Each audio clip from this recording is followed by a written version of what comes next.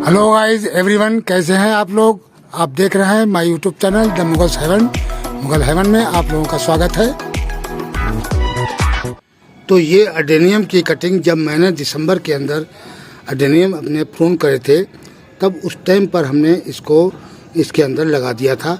ये 8-10 कटिंग लगाई थी, लेकिन बाकी की तो गल गई। लेकिन ये कुछ ब्रांचें जो थी हमारी, करीब लगभग 5 ब्रांचें हैं, ये ग्रो करने लगी हैं और इनके अंदर से नए लीव्स भी निकलने लगे हैं। तो उस टाइम तो काफ़ी ठंड पड़ने लगी थी, रात की तो काफ़ी ठंड हो गई थी, दिन को थोड़ा बहुत टेम्परेचर सही था। तो ये मेरे पास एक डब्बे के अंदर कोकोपीट भरी रखी हुई थी। ये कोकोपीट है और इसके अंदर मूंगफली के छिलके को बारीक करके मैंने तोड़ लिया था और उसका मिक्सचर बनाकर मैंने ये रख रखा था। तो ये मैंने इसके अंदर ही इसको ग्रो कर दी।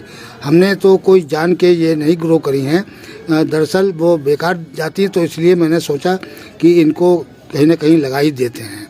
तो ये मैंने कटिंग सारी लगा दी थी और इसमें से ये 5 कटिंग जो हैं ग्रो हो गई हैं और 3 जो थी वो गल गई। 8 थी टोटल कटिंग, 3 गल गई थी, तो उनको हमने निकाल दिया है। लेकिन साथियों, जिस टाइम मैंने इसको ग्रो किया था इसके अंदर, तो इसके जो सॉइल थी ये कोकोपीट की, उस टाइम पे थोड़ी सी गीली थी, हल्की सी मॉइस्चर था इसके अंदर। तब मैंने इस कटिंग को इसके अंदर लगा दिया था और ये शेड में ही रखा हुआ है। शेड में से ही हम उठाकर अभी इसको लाए हैं। तो ये बिल्कुल देखिए, इसकी सॉइल सूखी पड़ी है, सॉइल सूखी पड़ी है। जो इसकी सूखी हुई ब्रांचें थी वो हमने निकाल दी और ये इतनी ब्रांचें बची हैं। तो ये बिल्कुल सूखी पड़ी है, क्योंकि लगभग इसको कितने दिन हो गए हैं, 3-1 महीने हो गए होंगे लगभग जब ये लगाई थी मैंने। तो अब ये थोड़ी गर्मी पड़ी है तो ये ग्रो करने लगी हैं और ये बिल्कुल सही सलामत है। और पानी इसके अंदर बिल्कुल नहीं है। ये कोकोपीट भी बिल्कुल सूखी है और कोई इसके अंदर पानी नहीं है।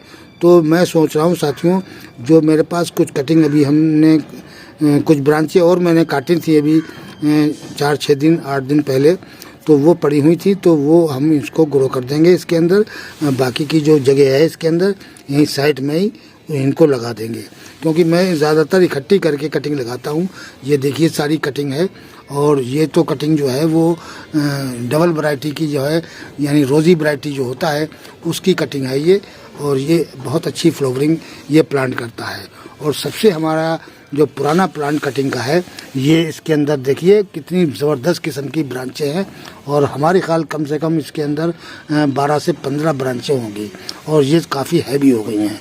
तो इन ब्रांचों को हमने करीब 3 साल पहले लगाया था और पहले तो मैंने ये इसको इतने हिस्से को ये बांध रखा था, सारी बंधी हुई थी एक साथ, और बांध के ही मैंने इसको लगा दिया था। और जब ये एक प्लास्टिक के डब्बे के अंदर ग्रो करती रही करीब लगभग 2 साल। पिछली साल हमने इसको सेलो पोट दिया, जब इसका लुक काफ़ी अच्छा हो गया, एक जंगल लुक सा हो गया इसके अंदर। और जब ये ऊपर से मैंने प्रून कर दिया था, तो जब ये बुशी हुआ है और इसके अंदर फ्लावरिंग आई है, तो बहुत ही सुंदर ये प्लांट लगा है हमारा। तो फिर हमने इसको सेलो पेट के अंदर रिपोर्ट कर दिया है। तो साथियों, इस तरीके से अभी हम कटिंग जो लगाते हैं वो ज़्यादातर इकट्ठी करके ही लगाते हैं। ये देखिए, और ये इकट्ठी में बहुत जल्दी ग्रो कर जाती हैं। ये भी जितनी भी लगी होंगी कटिंग हमारी, वो जो भी ब्रांचें बचती हैं सबको एक साथ मोटी मोटी ब्रांचें छांट लेता हूँ और उनको मैं इस तरीके से बांध के और लगा देता हूँ। वो अभी मेरे पास कुछ ब्रांचें पड़ी हुई हैं, वो मैं ग्रो करूँगा अभी। और ये जो एक पोट है, ये ब्रांचें ये देखिए आप, ये तो बहुत जल्दी मोटी हुई है। ये ब्रांच बहुत ज़बरदस्त किस्म की ब्रांच ये मोटी हुई है और ये हमने पिछली साल फरवरी में इन्हीं दिनों में लगाई थी, यानी इन दिनों में जो हमने प्रून किया था तब मैंने लगाई थी इसको। और ये कितनी मोटी ब्रांच हो गई है और ये लंबी भी कम से कम 2.5-3 फीट की लंबी है ये देखिए। तो इसको मैं प्रून भी नहीं करना चाह रहा हूँ और अब मैं ये चाह रहा हूँ कि इस जो 2 ब्रांचें और हैं, ये एक ये है और एक ये है, ये 2 ब्रांचों को भी हम इसके अंदर से निकाल देंगे। ये तो अच्छा इसका कॉटेज भी बनने लगा है। ब्रांचें तो ये भी मोटी हैं, लेकिन अगर हम ये एक मोटी वाली जो है ये वाली, ये अगर अकेली इसके अंदर लगाएंगे, पोट ये कम से कम 8 इंची पोट है और ये उसका चीनी का पोट है ये देखिए। तो इसके अंदर बहुत खूबसूरत पोट है और ये अकेली ब्रांच सिंगल लगा देंगे तो ये बहुत ही अच्छा लगेगा और ये एक प्लांट बन जाएगा बहुत अच्छा, क्योंकि हमने इसको प्रून तो करना नहीं है। अब इसके अंदर से जो मल्टीप्लाई ब्रांचें इस तरीके से निकलती रहेंगी तो ये एक पेड़ की शक्ल में बदल जाएगा। और इन ब्रांचों को, ये 2 ब्रांचें हैं, इनको हम दूसरे किसी पोट के अंदर रिपोर्ट कर देंगे। इस काम को हम बहुत जल्दी कर देंगे, हो सकता कल या परसों में ही इसको हम अलग अलग कर देंगे और सिर्फ यह वाली ब्रांच दोबारा रिपोर्ट करेंगे।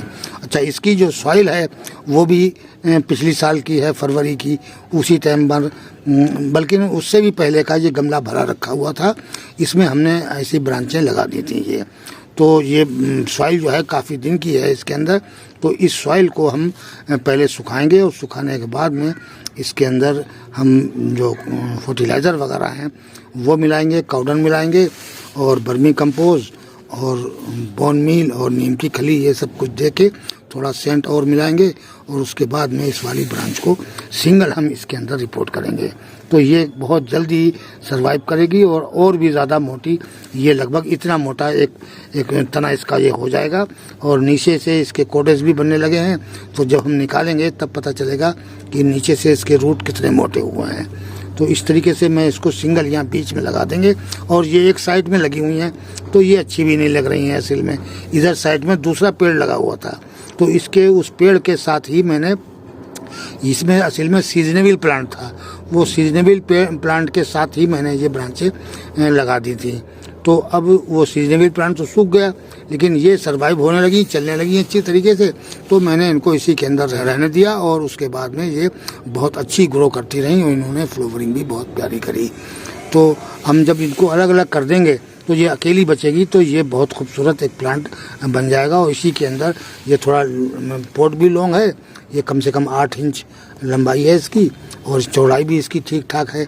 तो इसमें ये प्लांट कई साल तक लगा रहेगा और बहुत अच्छा इसका कोडेस भी बन जाएगा। ये हमारा एक पेड़ की शक्ल में प्लांट हो जाएगा। तो अब चलते हैं साथियों, हम इसी तरीके से जैसे ये हमने बांध के लगाई थी तो कुछ ब्रांचें और मेरे पास पड़ी हैं 5-6, तो वो हम उसको बांध के और इसकी एक साइड में ही लगा देंगे। और इसके अंदर पानी भी मुझे देना है क्योंकि ये करीब 3 महीने से ऐसे ही पड़ा हुआ है, कोई पानी नहीं है, बिल्कुल सूखी सॉइल है। देख लीजिए ये बिल्कुल सूखी सॉइल है और अब क्योंकि ये ब्रांचें ग्रोथ कर रही हैं तो इनको भी पानी चाहिए और अगर हम जो ब्रांचें लगाएंगे तो उनको भी नमी चाहिए इसके अंदर।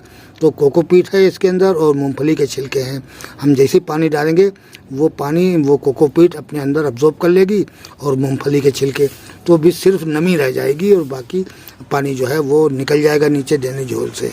तो चलते हैं साथियों, मैं अपनी कटिंग को पहले बांध लेते हैं और फिर हम इसके अंदर इसी के अंदर इसको रिपोर्ट कर देंगे और ये लगी हुई बाकी की इसी के अंदर चलती रहेंगी।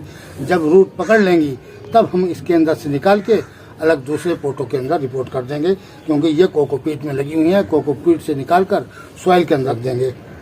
तो साथियों ये है वो कटिंग हमारी और ये मैंने इनको सुखा लिया। ये 7-8 दिन से पड़ी हुई थी, सूख गई हैं सारी। इस तरीके से इनका सूखना जरूरी है, जब ये नीचे से सूख जाएंगी तब ये बहुत जल्दी रूट पकड़ेंगी और ये गलेंगी भी नहीं। और जो ब्रांच जो है सूखती नहीं है, गीली रहती है, तो वो यहाँ से फंगस लग के और सड़ जाती है, गल जाती है।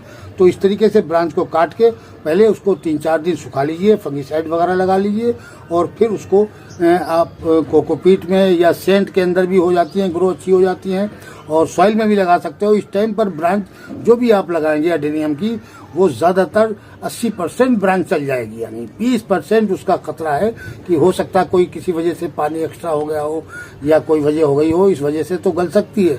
वैसे 80% ब्रांचें इस टाइम पर एडेनियम की चल जाती हैं। खासतौर से एडेनियम की ब्रांचें फरवरी में बहुत अच्छी ग्रो करती हैं।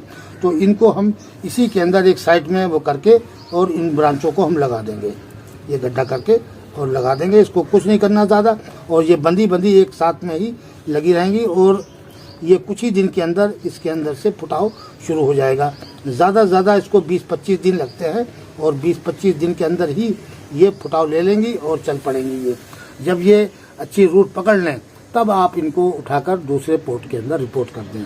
अब हम साथियों इसके अंदर हम पानी दे देंगे और पानी दे के हम इसको धूप के अंदर रखेंगे। ये देखिए ज़्यादा पानी नहीं देना है, कोकोपीट है ये। अब ये पानी सारा कोकोपीट और मूंगफली के छिलके दोनों अपने अंदर इस पानी को अब्जॉर्ब कर लेंगी। तो अब 3-4 दिन तक ये गीला रहेगा। कोकोपीट बहुत दिन तक गीली रहती है, जितने दिन यानी ज़्यादा तेज़ गर्मी ना हो तो कोकोपीट वगैरह जो है ये काफ़ी दिन तक गीली रहती है। इसलिए कटिंग वगैरह जो है वो बहुत अच्छी तरीके से इसके अंदर सर्वाइव कर जाती है। अब ये देखिए सारी पानी चला गया है, नीचे से निकल गया सारा पानी। जब सारा पानी नीचे से निकल गया तो खाली गीली रह जाएगी ये, यानी इसके अंदर सिर्फ मॉइस्चर रह जाएगा।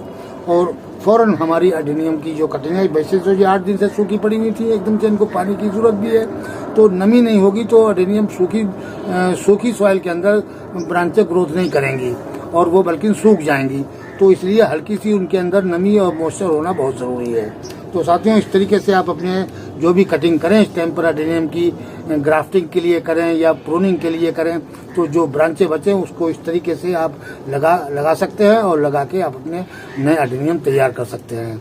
तो साथियों, आज के वीडियो में इतना ही। मिलते हैं अगले वीडियो में नए टॉपिक और नए कंटेंट के साथ। अगर हमारा वीडियो अच्छा लगे तो प्लीज़ लाइक कीजिए, शेयर कीजिए और सब्सक्राइब कीजिए। शुक्रिया, धन्यवाद।